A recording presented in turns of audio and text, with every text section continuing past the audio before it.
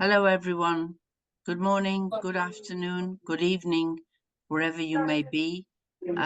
Could you please put your microphones on mute as we're hearing some interference? Thank you very much.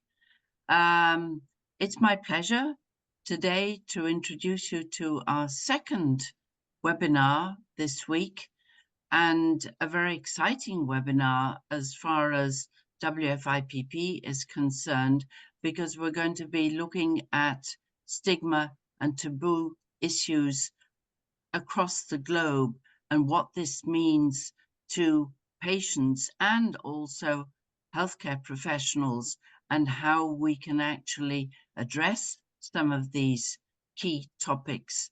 I would like to say that WFIPP is taking the lead on this as the major platform across the globe for all matters relating to urinary and fecal incontinence and other conditions, both for men and women. I think it's important to stress that we also look after the interests of male patients with incontinence issues. So we have a big job ahead of us, and this is just a start. And I would hope that we have some fantastic speakers today, and I'm really pleased that you've taken the time to actually give your views in this webinar, which will be distributed, as I say, worldwide, not necessarily now, but later on. So without any more ado, because you haven't come here to listen to me, but to our eminent speakers, we have three speakers, and we have Mehri Merad, who is a consultant urologist. She's also a board member of the Neurourology Society and works from, I believe, if I've got it correctly, Mehri, out of Iran, Tehran, and covers the Middle East with Dubai. So that's Mehri. Thank you. We also have Professor Yasser Farahat, and I know that I'm very pleased and grateful that you've joined us. I know you're the General Secretary of the Arabian Urological Society and also President of the Asian Urological Society, if I've got it correctly. I tried to do my homework, so I hope that that's correct. And you're going to give your perspective as well on local perceptions. And last but not least, we have Ana Maria Autran from Latin America. I'm not quite sure where you're based, Ana Maria, but I am from Mexico, from but I Mexico. am working in Spain. Yes, okay. And I know that you are the communications person, lady, representative from the American Federation of Urology, and you're the director of the what's called the CAU for other people who don't recognize the abbreviation. But I would also say, if anyone's got any questions, could you please put them in the chat, and they will be addressed either during the session or afterwards, later by email. So without any more ado, I'm going to turn to Professor Yasser Farahat for your presentation. Please, thank you. The floor is yours. Good afternoon. Thank you for a nice introduction, but I'm just want to welcome everyone, and I'm happy to be a part of this outstanding webinar. My turn in this webinar will be at the end about some question and answer. How, Mehri, you are arranging that in starting with, or we'll keep it at the end? Mehri, can you hear us? You are muted. Mehri, you're on mute. Can we start with your presentation, please?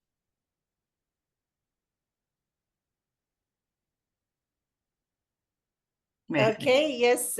Yeah. You should be able to put up your presentation now. I think she has a problem in connection. Can you hear us?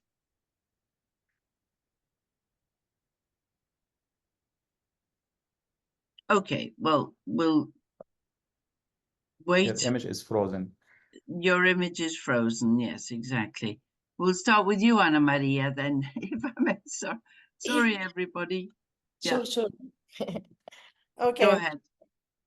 Okay, I am sharing my screen. Yes, Please let me know if you see correctly. we do. Perfect. Okay. Uh, uh,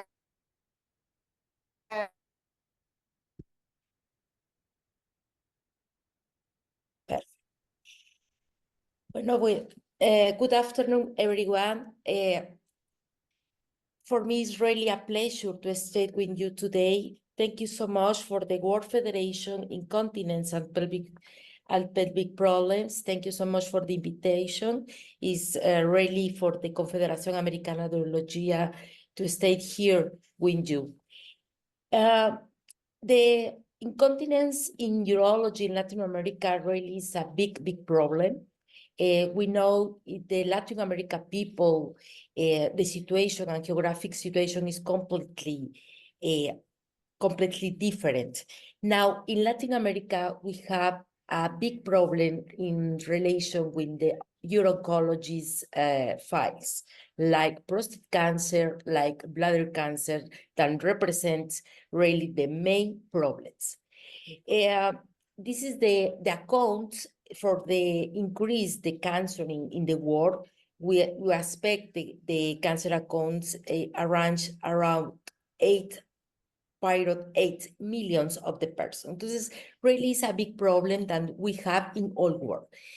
What happened in Latin America? Maybe Latin America, I would like to try to show you the screenshot about what happened in relation with the urinary incontinence, with prostate cancer, with bladder cancer in general, at what which is the best way to try to organize and to try to build the best solution for the patients. The incidence and mortality in Latin America, the first cancer is prostate. Yes, is really the big problem that we need to improve. This is at the map for Latin America. What happened in Latin America? We have 23 countries with different health systems, with different budget, and with different cultures. Yes, in Latin America, we have a special phenomenon for the demographic and epidemiological transition. What happened? In the years of 1980, we have a lot of disease for transmission, and now the principal problem of the health is the cancer. It's really a big problem. We have different culture, different education level, different economy, different government health budget, and we have scenarios to offer for the patient. We have different scenarios for prevention, diagnosis, treatment, and follow-up. In this point, we have difference in the quality of life of the uro-oncology care. This is really the main point. What happened with the patient in Latin America? When the patient hearing the word cancer, the patient fear debut, fear, insecurity, and uncertainty. They don't have what happened with them. Because, in Latin America, we don't have the universal system health. It's really very fragmented and very difficult for all countries.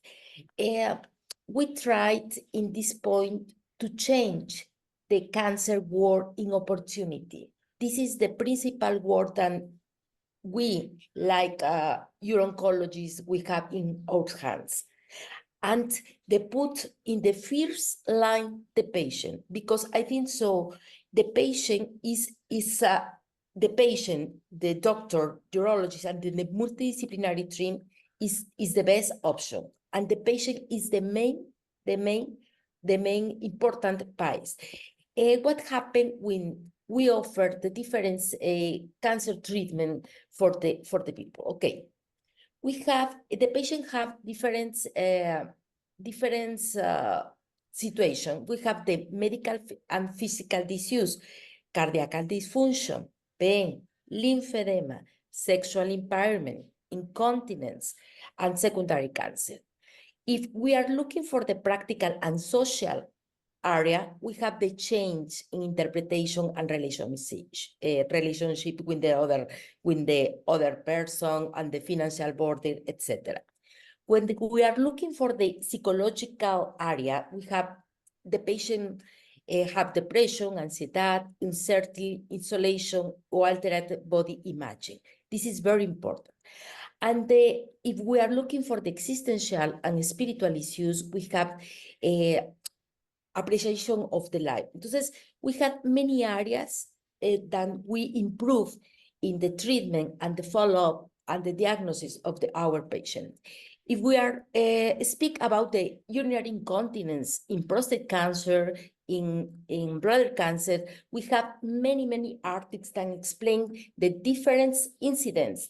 We have different approach. We have different treatments that improve and that diminish the urinary function and the sexual function. See, the best way for us, for uro-oncologists, is to try to improve the quality of life of the patient. This is the best point, and the control of the cancer also. We know that there are many programs around the world that speak and they working very hard to find the best way to improve the treatment, the diagnosis, the follow-up, and to include the patient like active agent. This is more important. We don't never forget the patient because it's the main principal part. This is some programs that we have around the world, around the urology areas. I performed my training in Canada. I performed uro-oncology's programs in Canada, and we're working with this fantastic program that called SPORT. Is to try to find the strategy for patient-oriented and research. If we are looking for the patient, we are oriented the patient, we have to improve the health, we have to improve the access for the care system, we have the right treatment for the right time. See? In Latin America, we try to working in the pilot program that called EuroLatam. EuroLatam is a multidisciplinary program that try to put inside the patient, put inside the multidisciplinary working. We working in the instruction, education, research, and assistance for the patient and for the family for the patient. This is very important because it's the support for the oncological patients. If we are looking for the principal point, the patient is really very important to know what happened with the body, what happened with the mind, what happened with the treatment. Because if the patient know what happened, the patient improve the quality of life, with reduce the health system costs, with improve the assistance for the patient. Entonces, in Latin America, I try to show you what happened and which is the best way for us to continue to working. And it's very important to working in the multidisciplinary team. When I start my speech, I say Latin America is really very heterogeneous. It's very different every country and different system and different culture. Sometimes in many hospitals, we don't have multidisciplinary teams. In the same country, maybe we have a hospital with very high level for the assistant, and we don't have in other area of the same country, we have other reality. Entonces, this is Latin America. Entonces, we have to working in the structured program that include the different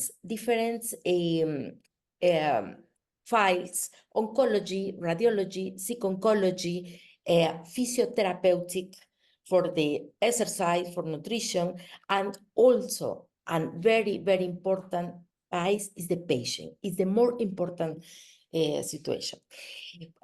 What happened with Urolatam? Urolatam working in this program to try to improve all files. We started in 2017 in Spain. We have the program for 5 days in order to teach, for the involvement the patient, for the involvement the urologist, and for the involvement the community. We're working in different areas. We're working in the testis cancer. We're working in the prostate cancer, in the bladder cancer, and also in the secondary effects like erectile dysfunction, like urinary incontinence. Entonces, we are the multidisciplinary team, and we try to improve the alliance like IKCC and other institutions in order to improve the quality of life of the patient. We arrived in Mexico in 2019. I am from Mexico. I am working in Spain, but I perform my training in Italy, and so I have a little background for what happened in the different countries. I am working in Europe, but my background is Latin America. Entonces, I know what happened with our population and what we need. I am from beautiful city called Veracruz in Mexico. You are invited to visit us. And I tried in 2022 to start this excellent program, to try to involve the patient, to try to make really the friendship with the patient, with the family, and to try to know what happened with the body, what is the best way to improve our health. Entonces, this is the rest, the program that we involve. We involve 5 full days with the detection of cancer, about the ultrasound, consultation, nutrition, psychological consultation, and other relation and friendship. Bueno, in this, from 2002 for 2003, we assisted around 1,000 patients, and any patient is free. The patient not pay nothing. It's only is the excellent program with the university, with the government, and with urologists. Entonces, I think so. We are help the old people. This is only some picture that show what happened in Mexico. We need to working together.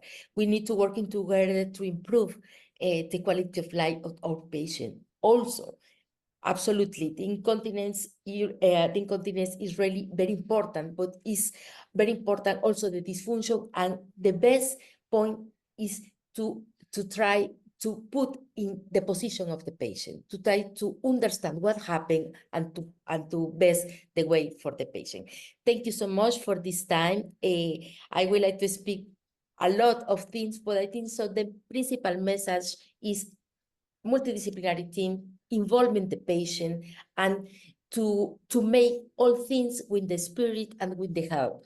Thank you so much, Mary. Thank you so much, Mary, for this time. Thank you so much, Ana Maria. And I think we're going to be in very close contact. I didn't realize you were in Spain.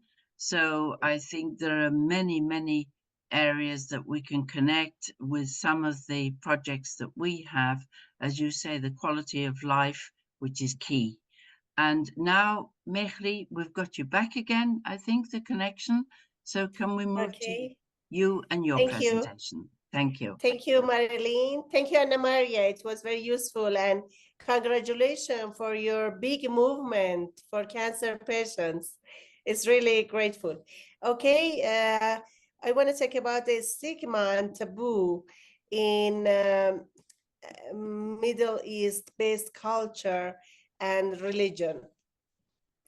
As a director of consultant urologist, and I'm working in avoiding dysfunction more than 15 years in Arabic country and also in Iran. And as a doctor that I am touching the word and the problems of ladies, especially female patient, as a female doctor, I'm completely aware that how much urinary incontinence is a disaster, is really challenging for Muslim ladies, not only because of religion, also because of culture. So let's talk about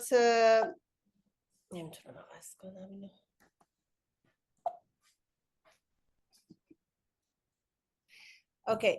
As you know, culture affects all personality. We are growing in a special place and based a special culture, even family to family, country to country, and religion to religion is different. But as a doctor, as a urologist, that I was working and emphasizing on avoiding dysfunction and urinary incontinence from 15 years ago in these regions like Middle East, Kuwait, Dubai, Iran, Tehran, and Azerbaijan, because my root is from Azerbaijan and my mother is from Azerbaijan, Russia. So the patients, they have different beliefs, customs, ideas, behavior, and tradition. And really, taboo is number one for complaining about the urinary incontinence. This population of Muslims is really is a huge population. As you see, you can see that it is how many billion Muslim we have in the whole world. And based on refugee, we have many Muslim refugee, like 1.6 million people, that they are starting to go to the European countries from 2010 until 2016. This is the population that is very common in Germany, in France, in United Kingdom, Italy, not even in Netherlands and Spain. And I'm sure you have many Muslim patients that they are doing different, they are complaining different. And today, as a female doctor from this region, based the title of our webinar about stigma and taboos of people, and they are facing with urinary incontinence differently.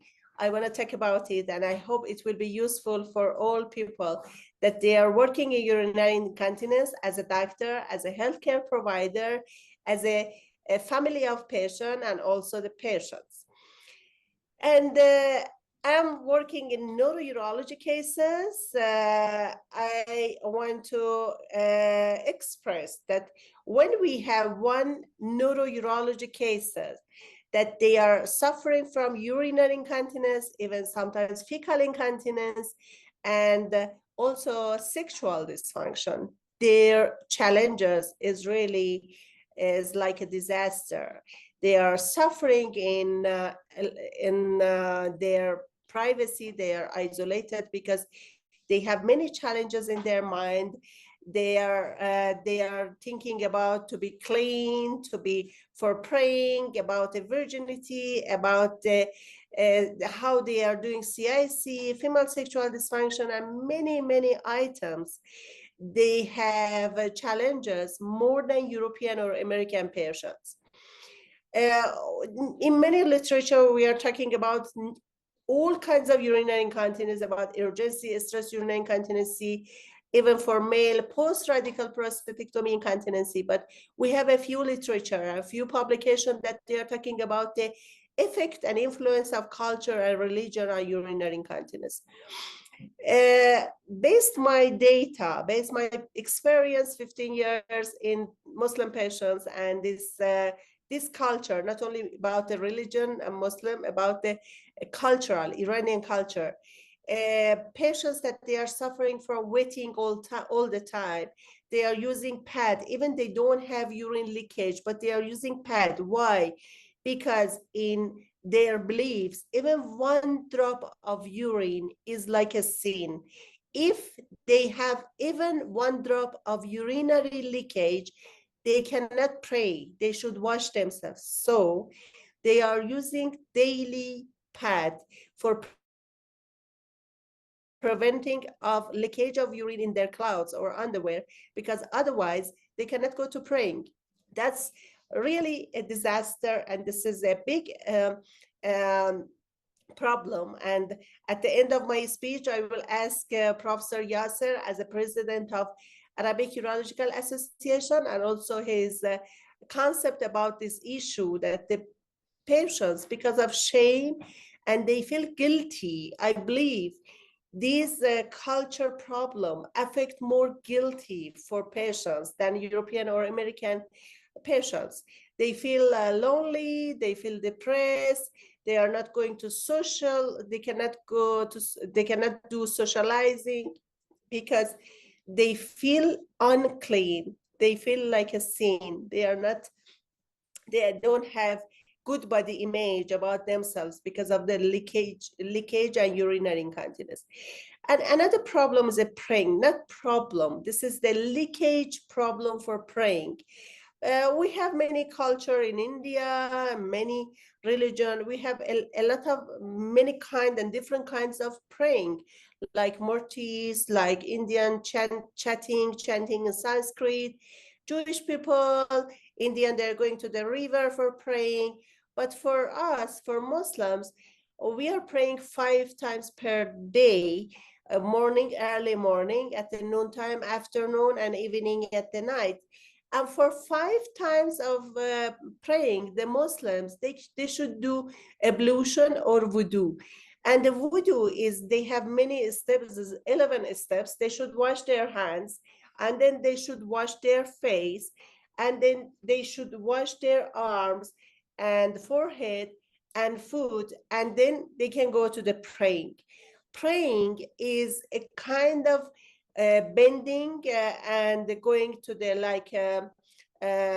bending. This is the name is ruku, and praying like this, and sitting position, and again standing. So imagine if a lady is suffering from stress urinary incontinence, they are going to wudu, they are going to praying, and they want to bend, and they want to go to the sajdas, they should put their forehead on the floor. So they have urinary leakage. They should cut their praying, and again they should go to wash themselves and having wudu again and come back to praying. So imagine how much is difficult for this kind of patient. Many of these patients, they are suffering from urinary incontinence. Is not the problem only urinary incontinence. The problem is they cannot pray. So they feel that they are unclean, they cannot pray, they cannot do their practice as a Muslim. So when I was working in Kuwait, I started to have a questionnaire about urinary leakage and their problem with praying, and they are practicing as a Muslim practicing, and many of them, they had problem. So if a Muslim patient comes to you from Muslim refugee Muslims or as a patient Muslim, if they have urinary incontinence, it's very important asking about the leakage or at the activity time, at bending and sitting and standing position. And if you are doing a treatment for urinary leakage patients, for men or female patients, for Muslims, you should treat completely dry. Otherwise, they are not satisfied with the treatment.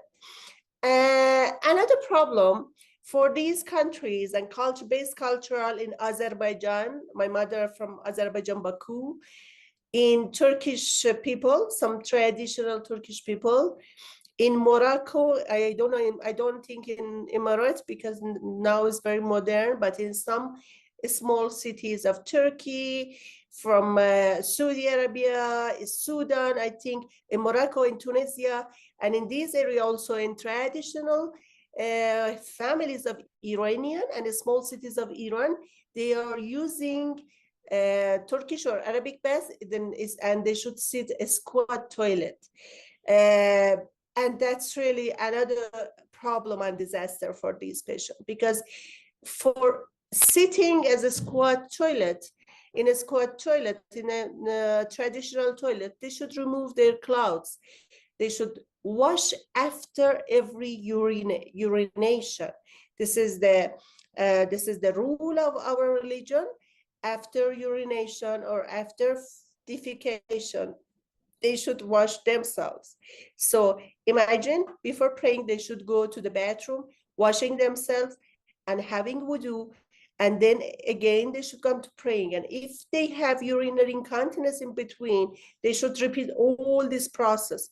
So even frequency, not only urinary incontinence, frequency also is a headache for them, because they should go to bathroom and again coming back, washing themselves after urine and doing 11 steps of wudu and praying.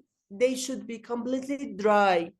And I'm again repeating, even one drop of urine is very, very problematic for these patients. So some photos, because I'm sure our audience, they are not all doctors, some healthcare providers, patients, and the family of patients. So just I want to give this acknowledge about the steps of going to toilet for these traditional toilets. They should remove their clothes, sitting like this in the traditional bathroom, a squat model or like this. And so what is problem, the main problem? In our Iranian school, in school-age girls, they have traditional, in many schools, especially in small cities, they have traditional bathroom. I did with my group from my clinic, a screening of UTI in school-age girls between the age between 10 until 17. 61% of these those girls, school-age girls, they don't go to bathroom in school. More than 9 hours, they keep and hold themselves, because it is very difficult for students, because they have, this is obligation in our country, they have cover and hijab. So the students, they cannot go because of the unclean bathroom and bad condition of toilet in the schools. And they should, this is obligatory in our country, they should have this kind of cover. And imagine these small girls, they cannot go to bathroom in the school, and they hold themselves for a long interval. So that's really is a problem for their bladder going to be bigger and bigger. And I will ask later on from Dr. Yasser, does he have this experience? And many middle-aged ladies, they're coming to us for overflow incontinence or kind of urinary incontinence because of bad habit of urine that started from childhood. And that's really, I think this is something with dear Marilyn and WIFPP, we should give more awareness about the frequent urination and interval of urination is very important. And these some photo that we did the screening of UTI for those school-age girls. And this is the photo I got from the school, the toilet, and many of them, they don't go because it is, you know, you see, this is they should wash themselves, and the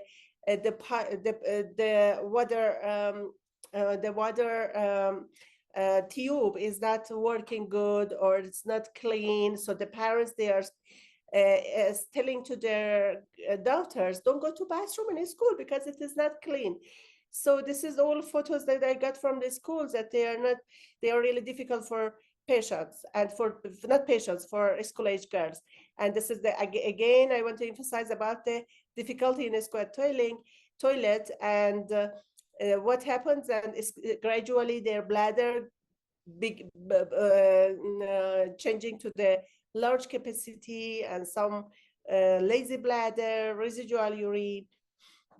So we should history taking and treatment for based culture and religion, based taboos, we should manage differently as a doctor. Another matter I want to emphasize here is about female circumcision. Still, we have some area in Sudan, not in Iran, only a small part in south of Iran, that they are doing female circumcision. And imagine these ladies, they are suffering from many problems in meiosis because of the circumcision. So we have many problems, not only in urinary incontinence, also in management of female sexual dysfunction in some ladies like that they had female circumcision before. So another matter that I want to tell about this matter is losing virginity in Turkey, in Azerbaijan, in Iran, in Arabic country is another matter. I'm not a urologist. I'm telling to my patients that doing CIC, but many of them, they have fears to lose their virginity and they don't do CIC. And we are explaining to mother and father and parents that meiosis is different from vagina orifice, but still they have really fears about it. So history taking also should be different. I think the questionnaire should be different. For our patients in my clinic, we are doing some education. We are explaining about the anatomy. We are giving some weekly practice. And we are telling, don't worry, one drop of urine is not problematic for you, but they have this belief, and this is taboo, that, oh, one drop of urine is a sin. We feel unclean and we cannot go to praying. So that's important. Body image, they cannot look because of shame, many of cultural problems, because of many cultural problems, they don't have good feeling about their body. And so we are giving some practice about the body image, and they don't have even desire, because they feel, some of them, that desire is not, they are not good wife or good lady if they feel and they express their desire. So education, provide a booklet or writing, and we are asking patients writing the questionnaire by themselves, and is very important. So I think this is my request at the end of my speech from Marilyn, that establishing a new committee for providing a culturalized questionnaire, it will be helpful, and thank you. Thank you very much, Mehri. A lot of food for thought there, and a huge job for all of us, I think, whether we're healthcare providers or patient advocates. I agree. I think these issues of stigma and taboo need to be addressed in a very radical way and in a very realistic way, which takes me now to Professor Yasser Farahat with your perceptions and maybe some answers for Mehri, which she quite vividly expressed. So over to you. Thank you. Thank you so much. It's really great to hear this presentation, especially Mehri highlighted a lot of challenges that we are facing here in the Arab region. But let me to take it from the last point. Why the delay of diagnosing such kind of patient with incontinence? We noticed that it take maybe couple of years, from 2, 3, sometimes up to 6 years, that patient come to a urologist or a physician expressing her problem. So this delay has a lot of factors. We try to analyze why this delay till the patient could express their symptoms to a healthcare provider. So the main issue behind this delay, I believe it is the shame, that the barrier that prevent the female or even male patients sometimes, but it's more common with females. This is what we noticed, more common in females, to express and represent their symptoms. I think I will not blame only the population that they are have some reluctance to represent their symptoms, but we should blame ourselves as well as a healthcare providers, because I believe there is some lack of knowledge, some lack of reaching to the population with the correct information about the nature of the disease and the available methodology of treatment or management. So it's a combined problem, some part from our side, some part from the patient side. So shame, barriers, feel embarrassment lead to delay in diagnosis and expression of the symptoms. Mehri, do you have any comment about this delay? Do you notice the same in your area, that there are some delay before representing their symptoms? Thank you, Professor Yasser. Yes, I think I had patients. This is not common. This is a reality from my patients, especially for male incontinency, because of the ego and male dominant society. They don't like talk about their urinary incontinence. I had a patient that he was wearing always black clothes, that he doesn't want to show even to his wife that he has urinary incontinence. I think shame, some taboos, and also is a high ego is preventing to go to doctor lately. Or for ladies, Dr. Professor Yasser, in our culture and in our city in Tehran, some lady doctors, they go to gynecologists because they feel that it is a kind of discharge of vaginal. They don't believe that they have urinary leakage at the beginning. That's why they are coming late to us, to urologists. Let me to ask Ana Maria, in Latin America or in Spain, you have experience, it's more common in female or male to represent themselves in later stage? Thank you so much, Professor, for this question. I think so in Latin America, like Mexico, like Peru, Colombia, we are, the indigenous background. Entonces, for us, the culture is really, really very important in the sense that in Latin American people, the is not open. O sea, for example, it's more common in men because we don't want to assist to the urologist to perform as the diagnosis, for example. Maybe in the woman is more factible to go to the gynecologist or the urologist. But if we compare for the man and the woman, I think so the man is a little bit more close. Entonces, it's really very relate with the culture, with the background, with the idiosyncrasy and the region.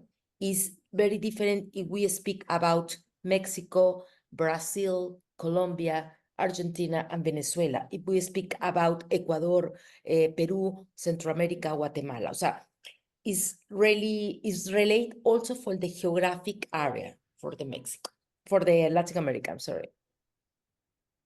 Lin Van, do you have any comment in this? Well, my comment I've just written down, which I think we'll use for the title of maybe another workshop, and I've just written down just one drop. I think that will make a fantastic title as to how we address these issues.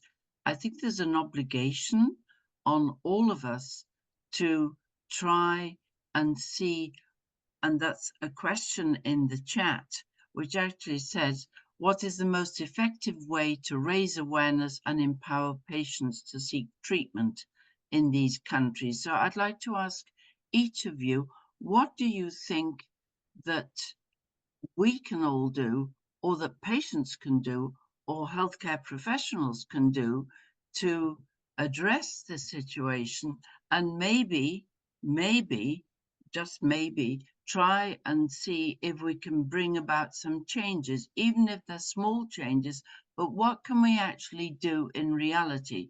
I'll start with you, Professor Yasser, if you think. Yeah, actually, awareness is very important, but let me to identify exactly what I mean by awareness. Awareness is not only to post on a social media or to reach to the public, because if you press writing incontinence in social media, you get thousands and people get confused with a lot of information and they cannot understand what's correct, what's wrong.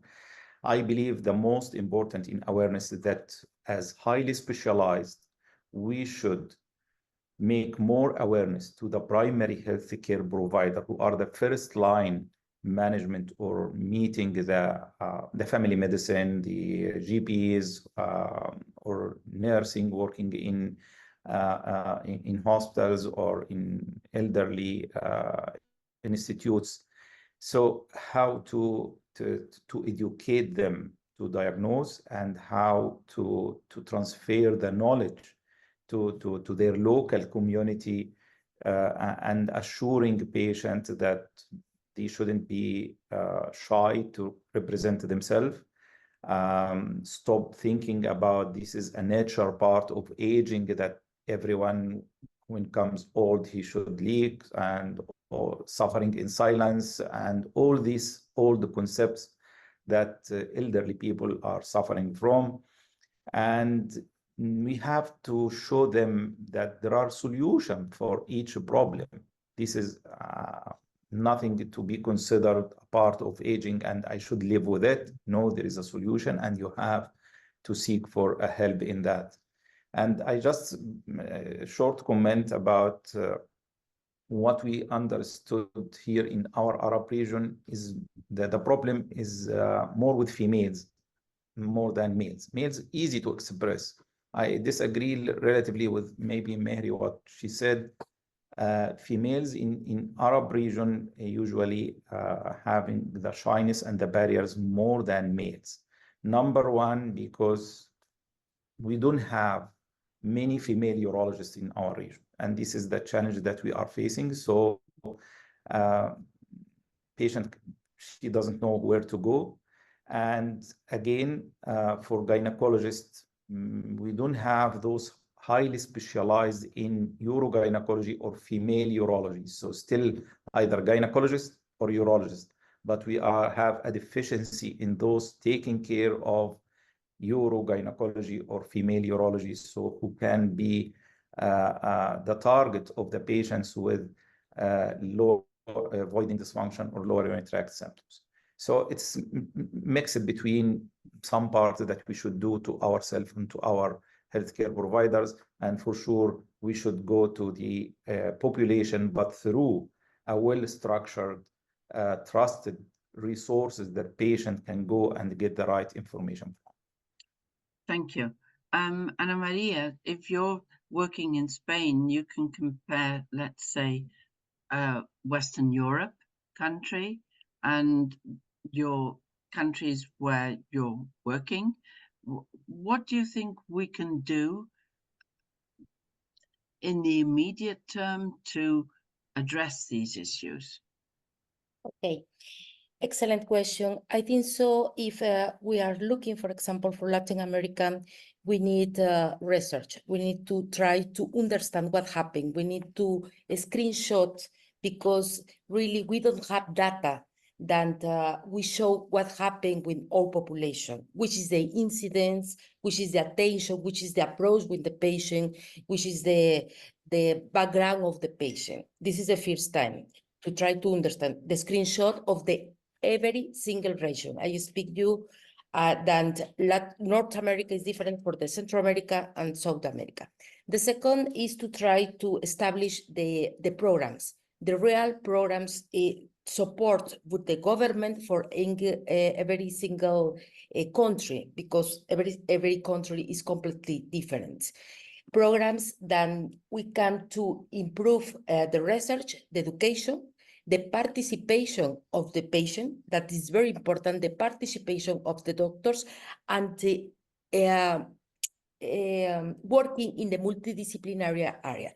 In Latin America, the multidisciplinary groups really is very difficult to try to find the right weight. Entonces, I think we are many factors that we need to working step by step. But for me, the first is to performance one screenshot and to see what happened in every single country, and to try to establish the different points of the works. But for Latin America, the research data, we need data, absolutely. I can say one thing, actually. I don't think it's a secret any longer, but we have been working very closely with the European Association of Urology. I'm a board member of the patient office and sit on the advisory group and a couple of other things there. But we have now actually the go-ahead to form a PROMS study on incontinence, and I think this is going to help. As you say, we need facts, we need figures, we need to be able to use those facts and figures in a meaningful way for the doctor-patient relationship, which is one of our other projects, and I will certainly send you some of the material, if that's okay, that we've been working on. And I think, Mehri, I'll come back to you lastly with your idea of forming a group, a working group that can maybe internationally start addressing some of these issues. I know we mentioned this in Paris at the EAU meeting, so maybe you'd like to elaborate on that and see how some of the people here can actually identify, and if we can, in a very small way, start to think in terms of what we can do. Over to you. Okay. Yeah. Thank you, Marilyn. Based our meeting in Paris in EAU, this is my belief, and this is something I think urge is a big urge behind it, and we should start a committee. We should have a community about patients and giving awareness to patients based different cultures. And me and Ana Maria, we had a great talk in Paris regarding this, and also with you. And we are ladies, and we can touch the ladies' word. This is, I think, this is. And a big sorry, I can tell is that I'm really sorry that until now we didn't have this community for patients. As Professor Yasser said correctly, many patients, they are suffering in their privacy, and they cannot go to doctors. One, we don't have too many female urologists. Number two, many urogynecologists and gynecologist doctors, even in our city in Tehran, they are doing AP repair, cystocele and rectocele repair for urinary incontinence without checking urodynamic, because they don't know, many of them. Of course, we have some group that they started to learn about it. But number three, the patients, we don't have a big awareness and giving information like cancer. So imagine, compare about prostate cancer. Prostate cancer is well known, many doctors, even GP doctors, even in healthcare providers and hospitals, they know about the prostate cancer. But for urinary incontinence, that it needs more huge budget for treatment, for prevention, for PAD, for easy life, many, many things that we can help them from the beginning. I think this is a big movement from your side, and I put all my energy for this as a lady, because I see how many patients they're suffering in silence. Thank you. And we have a question here. We're going to wrap up shortly, but before we do, there's a question about Spain, the recommendations for increasing awareness among patients. How can we do that? Ana Maria, I'll come back to you for that. Yes, in terms of the recommendation, for example, bueno, if we're looking, Latin America and Spain is completely different now because Spain is more close to European Urology Society. It's also CAO, it's also Latin America, but it's more systematic. We have the programs, we have the information, we have the difference figure for the Spain and Portugal also.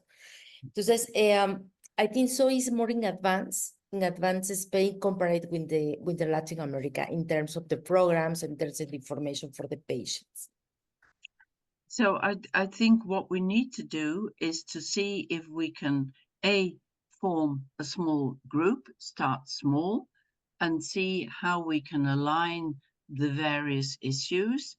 So we've got the key people here to do that. So let's see if we can do that. And I think what Professor Yasser was saying about the primary care, that's your first port of call, your primary physician or healthcare provider in general. I think there needs to be a lot more work done on addressing these issues of incontinence, that it's not just a question of getting old and putting people in pads and so on and so forth.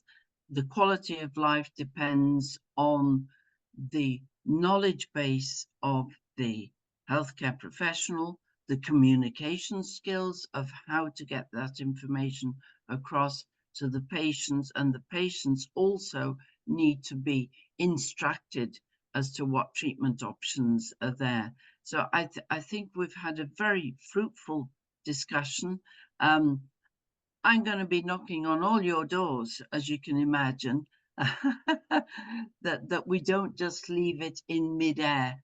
We now have to go and do something with this information. But I'd like to thank you for your wonderful discussions, what you've put on the table. There are huge, huge issues, and we're not going to solve it in a day. But at least if we can make a start and together, the whole thing is that together we can do an awful lot. So thank you very much. You're just in time, Mehri, to get back to your patients. I've timed it to the minute. And thank you so much, everyone, and have a good morning, evening, afternoon, and see you soon. Thanks. Bye-bye. Thank you, Thank you. Marilee. Thank you. Thank you. Thank you, everybody. Bye-bye. Bye.